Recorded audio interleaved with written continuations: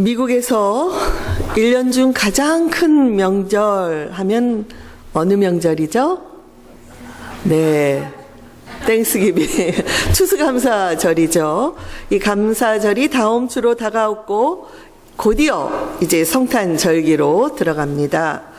그런데 요즘 절기 때마다 느끼는 것이 처음 의도와는 달리 절기들마다 많이 상업화되어 본래의 의미가 퇴색되었다는 것입니다. 영국으로부터 메이플라워 호를 타고 미국에 도착한 청교도들은 낯선 환경에 적응하기가 아주 어려웠고 시간이 흐르면서 그들 중 반 이상이 굶어 죽거나 병들어 죽게 되었습니다. 그들은 매일 닥치는 이 고통을 이겨내기 위해서 금식을 선포하며 하나님께 열심히 매달렸습니다. 그러던 어느 날 한 사람이 제안을 합니다. 우리가 지금까지 어려울 때마다 금식을 선포했지만 이제 우리가 좀 이것을 달리 생각해보면 어떻겠습니까? 비록 흉년이 들고 우리의 형제 자매들이 병으로 쓰러지는 어려움을 겪었지만 우리가 생각해보면 감사해야 할 것도 많이 있지 않습니까? 이번에는 금식 대신에 하나님께 감사의 예배를 드리는 것이 어떻겠습니까? 그러자 거기 모인 모든 사람들이 깊은 감동을 받으며 감사의 축제를 드리십시다. 어려운 중에도 하나님께 감사드리십시다 해서 시작한 것이 추수감사절의 유래가 된 것입니다. 그래서 진정한 추수감사절의 정신은 역경과 고난 중에서도 우리가 감사의 조건을 찾아 하나님께 영광을 돌리는 데 있습니다. 전 세계의 모든 민족들마다 고유한 이 명절을 지키는데요. 그 절기들은 그들의 역사에서 중요하고 의미 있는 사건들을 기념해서 지키는 것입니다. 우리 조국에도 일본에 대항해서 독립을 외친 날 무슨 날로 섬기죠? 3.1절. 그리고 일본이 패망하고 우리에게 독립을 가져온 날은 무슨 절기죠? 광복절로 지킵니다. 그런데 우리 유대인들의 절기는 독특하게도 여호와의 절기다라고 부릅니다. 본문에 나와 있죠. 그 이유는 여호와께서 먼저 절기를 제정해 주시고 백성들로 지키라고 하셨기 때문입니다. 하나님께서 모세를 통해서 이스라엘 백성들을 이집트에서 구출하신 후에 언약을 맺습니다. 그리고 그들이 지켜야 할 율법과 계명을 주셨습니다. 특별히 이 레위기서에는 이스라엘 백성들이 드려야 할 5대 제사법이 나오고 또한 지켜야 할 7대 절기법이 나옵니다. 우리가 제자반을 통해서 함께 레위기서를 이번 주에 읽어가기 때문에 여러분들이 쉽게 이해하시리라 생각을 합니다. 그런데 소위 절기장이다라고 알려진 오늘 본문이 있는 레위기 23장에는 여호와의 절기로 불리우는 7절기에 대해서 나옵니다. 유월절, 무교절, 초실절, 칠칠절, 나팔절, 대속제일, 그리고 초막절에 대해서 말씀하고 있습니다. 이 7절기 중에서도 유월절, 오순절, 초막절 이 세 절기에는 모든 유대인 남자들이라면 성전으로 올라가서 여호와 앞에 그 절기를 지키라고 말씀하고 있습니다. 오늘날에도 이스라엘에서는 이 세 개의 절기가 1년의 중심이 되어 1년 사이클이 돌아간다고 합니다. 어떤 분들은 구약에서 강조하는 이스라엘 절기들이 우리와 상관이 없다고 말을 하지만 복음서에 나타난 예수님의 사역은 이 절기들과 밀접하게 연관되어 있기 때문에 절기에 대한 우리의 바른 이해가 없이는 예수님의 가르침을 완전히 이해하기가 어려운 것입니다.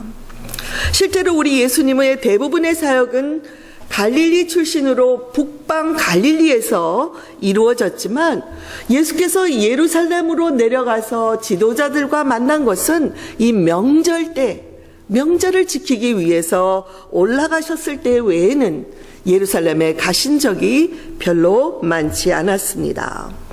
요한은 요한복음 6장 4절에서 예수께서 오병이어의 기적을 행해 주신 때가 유대인의 명절인 유월절이 가까운 때였다고 기록하고 있습니다.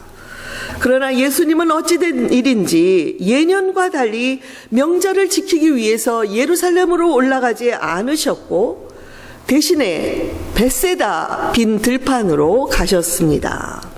아마도 이 당시에는 세례 요한이 헤롯 안티파스 왕에 의해서 참수형을 당한 직후였고, 그래서 모든 백성들의 관심은 예수님께로 더욱더 쏠려 있었습니다.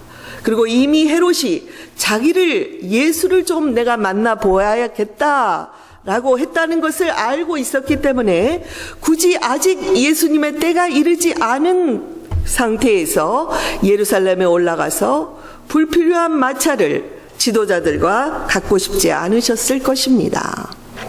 그러나 어찌 알았는지 많은 백성들이 예수님을 찾아서 이 벳세다의 빈 들판으로 몰려들었습니다. 그 모습을 보자 예수님은 이 백성들이 목자 없는 양같이 방황하는 그 모습을 안타깝게 여기시며 그 들판에서 오병이어의 기적을 베풀어 주신 것입니다. 그 직후에 예수께서 이렇게 말씀하셨습니다. 나는 생명의 떡이다. 내게 오는 자는 결코 줄이지 아니할 것이다. 그리고 나를 믿는 자는 영원히 목마르지 않을 것이다. 이 말씀을 통해 백성들은 6월절에 백성들이 가장 많이 추모하는 분이 누구예요? 모세라는 그 지도자를 추모할 바로 그때에 그 모세가 광야 생활 동안에 40년을 하늘에서부터 만나를 내려서 그들에게 먹게 해 주었듯이 예수님도 모세처럼 생명의 떡을 백성들에게 내려주실 분이라는 것을 더욱 실감 있게 받아들일 수가 있었습니다.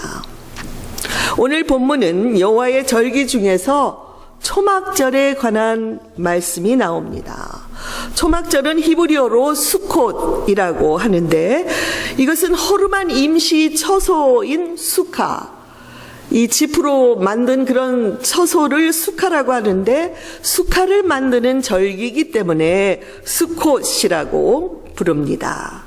초막절기는 시기적으로는 한 해의 모든 곡식 추수를 마치고 포도 열매, 올리브나무 열매, 그리고 무화과 열매 등 이런 열매의 수확을 다 마치고 난 후에 추수감사제로 드리는 때였습니다. 그래서 초막절은 우리가 드리는 우리 추수감사절기와 가장 비슷한 명절이기도 합니다. 이제 말씀을 통해서 하나님께서 초막절기를 통해 백성들에게 주셨던 그 교훈을 살펴보고자 합니다. 그래서 우리들도 다가오는 이 추수감사절을 더욱더 의미 있게 보낼 수 있기를 바랍니다. 첫째로 초막절은 과거에 함께 해주셨던 하나님을 기억하며 살라는 것입니다. 같이 해볼까요? 과거에 함께 해주셨던 하나님을 기억하자. 본문 42절 43절을 같이 읽어보겠습니다. 너희는 이레 동안 초막에 거주하되 이스라엘에서 난 자는 다 초막에 거주할지니 이는 내가 이스라엘 자손을 애굽 땅에서 인도하여 내던 때에 초막에 거주하게 한 줄을 너희가 대대로 알게 함이니라. 초막절은 안식일 성회로 시작해서 7일 동안 지키고 그 다음 안식일까지 8일째까지 드려졌습니다. 이 기간 동안 백성들은 들이나 광야에서 종려나무 가지 등을 꺾어서 나뭇가지로 초막을 만들고 거기서 7일 동안 지내야 했습니다. 편안한 집 대신에 불편한 초막에서 지내면서 그들은 광야에서 우리 조상들이 고생했던 그 때를 기억하곤 했습니다. 그리하여 과거에 그 광야 생활 동안 그 고난의 시절에 우리 조상들을 애굽 땅에서 인도해 주시고 40년 광야 생활 동안 함께해 주셨던 하나님의 그 보호하심과 은혜를 기억하도록 하신 것입니다. 우리 예수님이 살아계시던 그 시대에도 초막절이면 가정마다 임시 처소를 짓고 일주일 동안 아이들은 부모님과 함께 그 초막에서 먹고 자면서 3,000년 전에, 여러분 3,000년 전에 우리 조상들이 광야 생활을 했을 때에 일어났던 일들을 이야기를 듣습니다. 부모로부터. 그리고 실제로 그 초막의 경험을 하곤 했습니다. 그리고 이 초막은 누워서 지붕을 쳐다볼 때 적어도 3개 이상의 별이 보여야 한다는 그런 법이 있습니다. 그 이유는 광야에 거했던 장막의 그 텐트의 경험을 하기 위함이었습니다. 그래서 오늘날 현대의 예루살렘에서는 계단식으로 된 아파트를 지어서 그들이 초막절이면 베란다에다가 이 텐트를 만들어 거기 누웠을 때에 별을 보는데 지장이 없도록 짓는다고 합니다. 하나님께서 이 초막절기를 명령하신 이유가 무엇일까요? 우리 인간들의 본성이 어려울 때에는 하나님께 막 간절히 매달리다가도 편해지면 과거의 어려움을 쉽게 잊어버리는 그런 인간들인 것을 너무나 잘 아셨기 때문입니다. 저와 여러분도 예수님을 알기 이전에 살았던 삶, 죄의 노예가 되어 살았던 삶을 어느새 잊어버린 것은 아닙니까? 우리가 예수님을 영접한 후에 그 누렸던 평화, 그 감격, 그 첫사랑을 잊어버린 것은 아닙니까? 우리는 초막절을 통해서 과거에 함께 해주셨던 하나님의 은혜를 늘 기억하며 살 수 있기를 바랍니다. 둘째로 초막절은 현재도 함께하고 계시는 하나님의 은혜에 감사하며 살라는 의미입니다. 초막절에는 어려웠던 과거를 기억할 뿐만이 아니라 현재의 삶에 함께해 주시는 하나님께 감사를 드리며 즐겁게 살아가라고 말씀하십니다. 이제 이스라엘 백성들은 자기 집의 편안한 환경을 벗어나서 초막에서 아주 불편하게 살면서 그동안 내가 너무나 이 편안함을 즐기며 살았구나. 내가 이렇게 안일하게 살았구나. 그러니 내가 이제까지 당연하게 받아들이고 당연하게 누려야 된다고 생각했던 것들에 대해서 감사하는 마음을 갖게 되었습니다.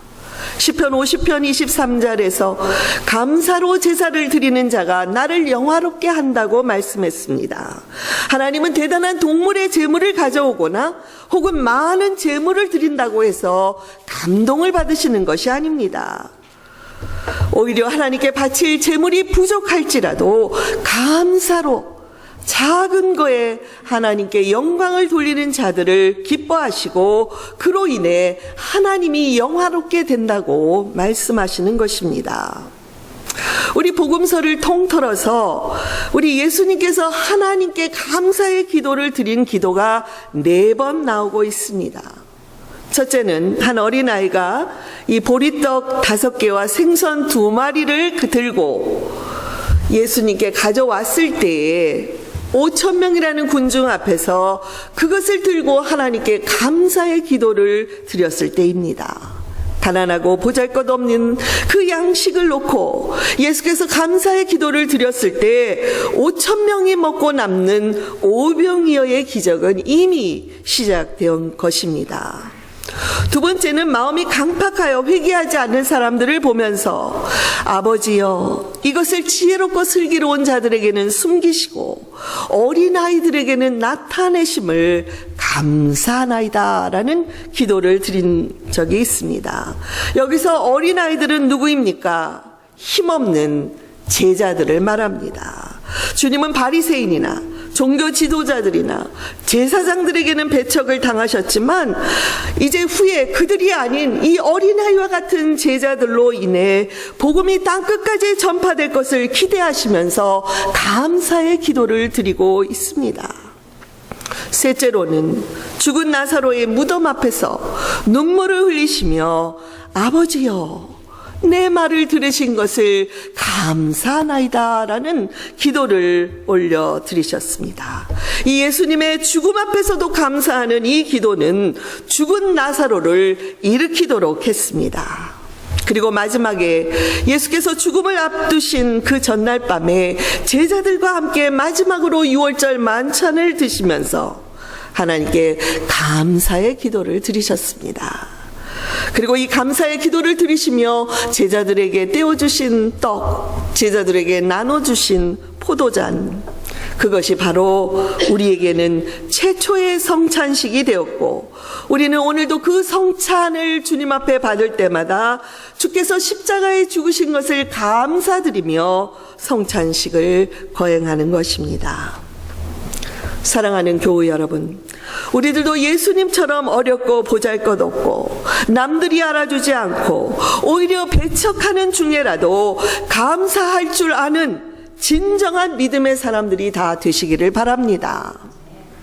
무슨 일이든 불평하는 사람은 행복을 얻지 못하고 감사하는 자에게 행복이 온다는 것을 기억하시기 바랍니다. 우리가 행복해서 감사하는 것이 아니라 어려운 환경 속에서도 감사하며 살아가기 때문에 행복해지고 기뻐지는 것입니다. 본문 40절에 보면 이런 말씀이 있습니다. 첫날에는 너희가 아름다운 나무 실과와 종려나무 가지와 무성한 나무 가지와 신의 버들을 취하여 너희의 하나님 여호와 앞에서 이레 동안 즐거워할 것이라. 초막절이 다가오면 위에 열거되고 있는 4가지의 식물이 예루살렘 시장에 쏟아져 나옵니다. 종려나무 가지는 사막의 물가에서 자라는 이 종려나무는 사막에서 자라지요. 그래서 종려나무를 보면 아하, 오아시스가 있구나 근처에 이렇게 예상을 한다고 합니다. 그래서 이 사막의 광야를 지나는 여행객들은 오아시스를 발견하는 것이 가장 큰 기쁨이요 생명과 직결되는 것이었습니다. 이스라엘 백성들이 이집트에서 나올 때 장정만 60만이라고 하니 전체 그 인구수는 200만이 넘었을 것으로 추정을 합니다. 이 많은 사람들이 광야에서 생활하기 위해서는 종려나무가 있는 오아시스가 꼭 필요했던 것입니다. 버드나무 역시 물 없이는 살 수 없는 나무로 시냇가 근처에서 자라는 나무라고 합니다. 또한 본문에서 말하는 무성한 가지란 유대인들이 영생과 축복을 주시는 약속의 가나안 땅에 들어가는 그것을 상징하는 나무가 무성한 가지입니다. 또한 아름다운 실과는 이제 가나안 땅에 들어간 후에 그곳에서 농사를 하고 풍성한 열매를 맺게 될 것을 그들에게 상징적으로 보여주는 실과였습니다.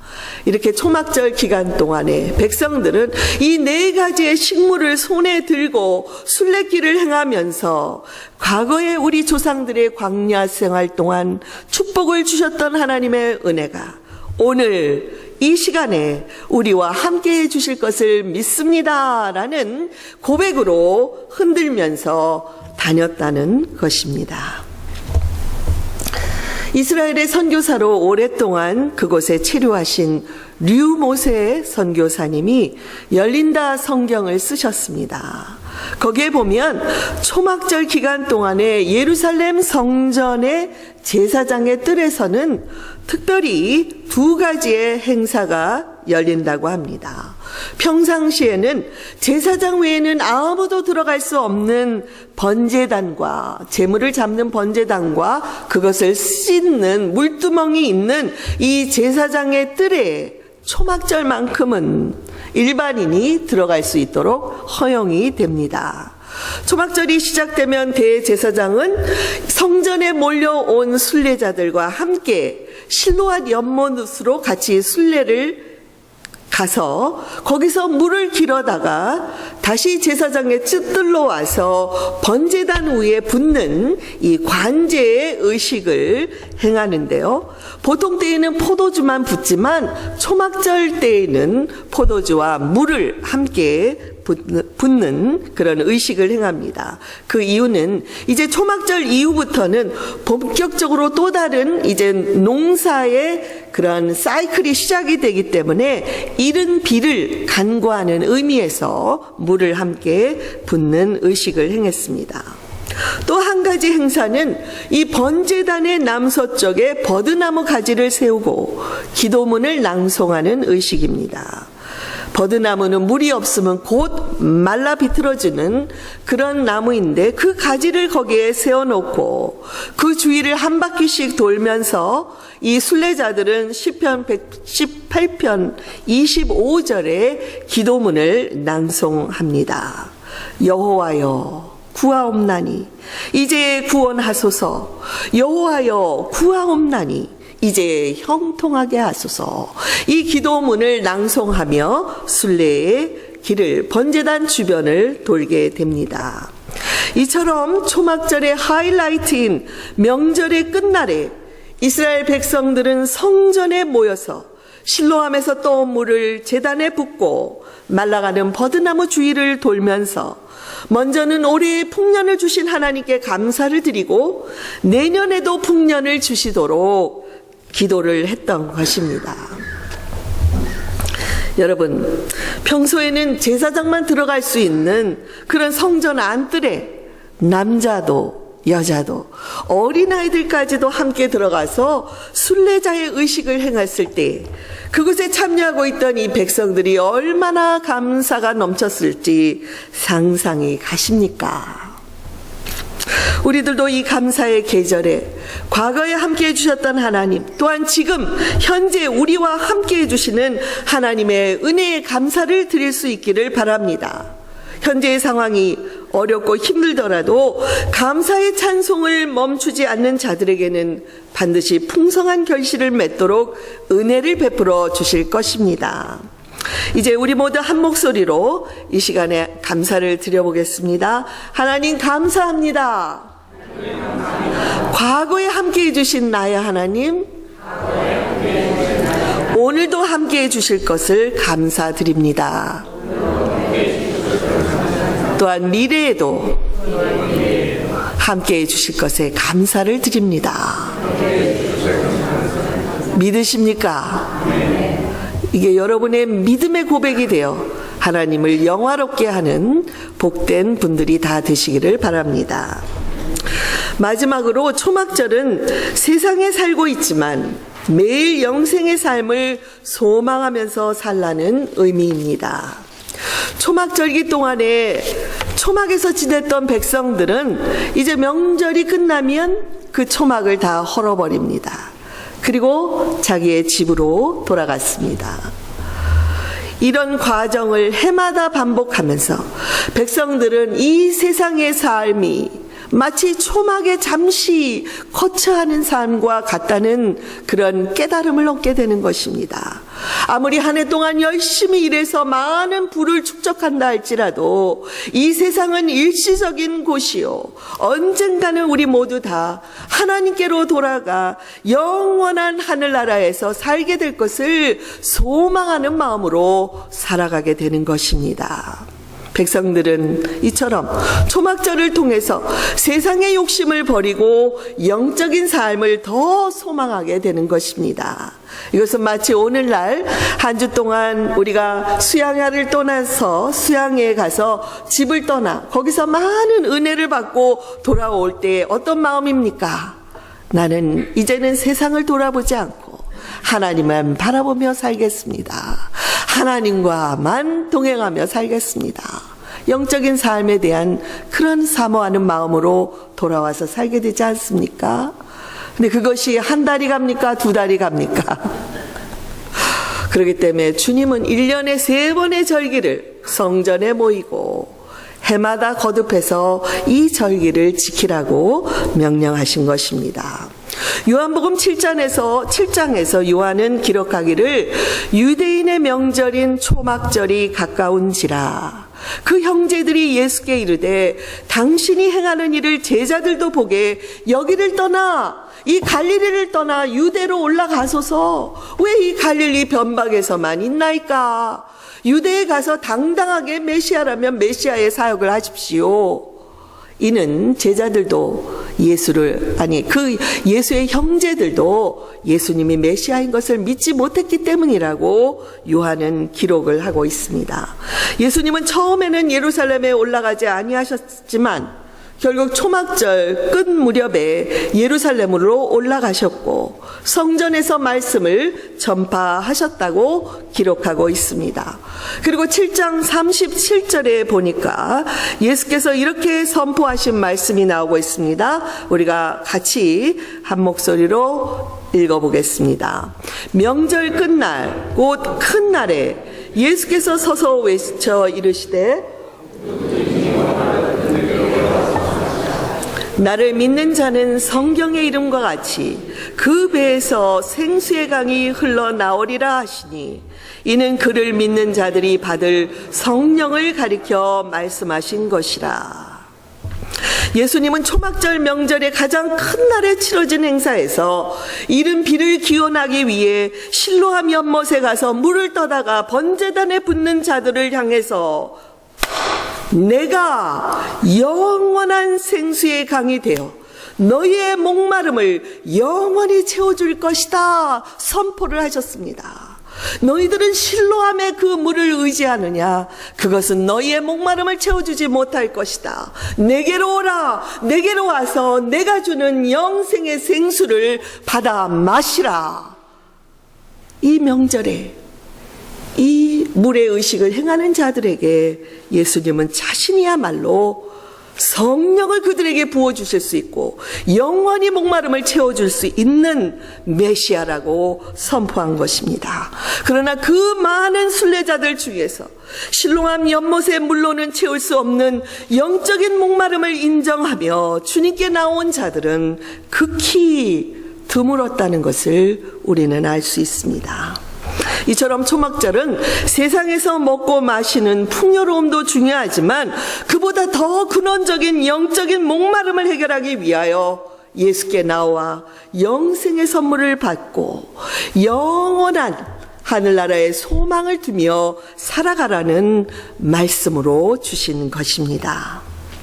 사랑하는 교우 여러분, 이제 다가오는 추수감사절기 동안에 한 해 동안에 베풀어 주신 하나님의 은혜를 일일이 헤아려 보며 감사를 드리십시다. 또한 현재가 아무리 어려워도 감사의 조건을 찾아서 하나님께 영광을 올려드리십시다.